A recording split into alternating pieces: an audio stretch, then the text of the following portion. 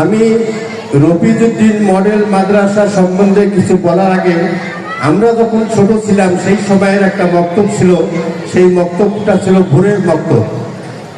এই ভোরের বক্তব্যে আমরা যাইতাম, মুসলিম পরিবারের সন্তানেরা আমপাড়া কোরআন শরীফ কাপড় দিয়ে বুকে বেঁধে মসজিদ এবং পাড়া মহল্লার সেই ভোরের বক্তব্যে যেত।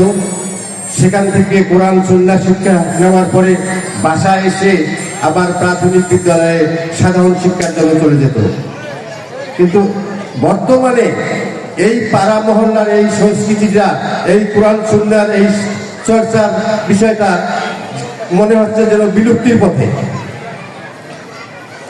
তথ্য প্রযুক্তির লগ্ন থাবায় তথাকথিত আধুনিকতা ও অপসংস্কৃতির আগ্রাসনে আমাদের কচি সোনামণিরা অপসংস্কৃতির দিকে ঝুঁকে যাচ্ছে।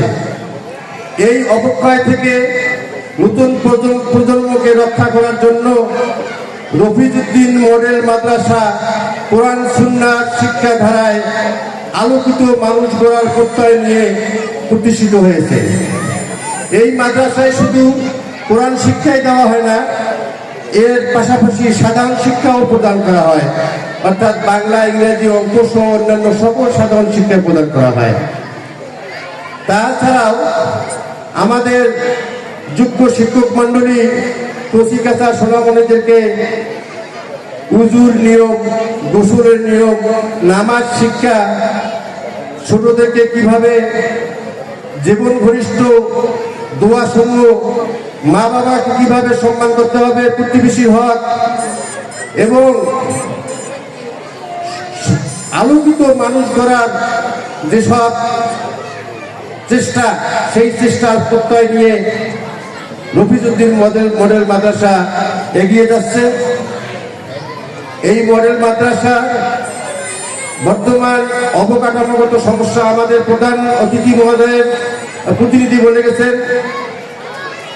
আমিও এ কথাটি বলতে চাই, এই আলোকিত মানুষ গড়ার প্রতিষ্ঠানটাকে রক্ষা করার জন্য অত্র এলাকার মুসলিম বিত্তবান ব্যক্তিদের প্রতি আমি উদাত্ত আহ্বান জানাচ্ছি, আমরা সবাই যেন এই মাদ্রাসার অবকাঠামো সম্প্রসারণ এবং সুন্দর পরিবেশ তৈরির ক্ষেত্রে সহযোগিতা করি। পরিশেষে রফিজউদ্দিন মডেল মাদ্রাসার উত্তরোত্তর সাফল্য এবং উন্নতি কামনা করে উপস্থিত সবাইকে ধন্যবাদ দিয়ে শেষ করছি। আসসালামু আলাইকুম ওয়া রাহমাতুল্লাহি ওয়া বারাকাতুহু।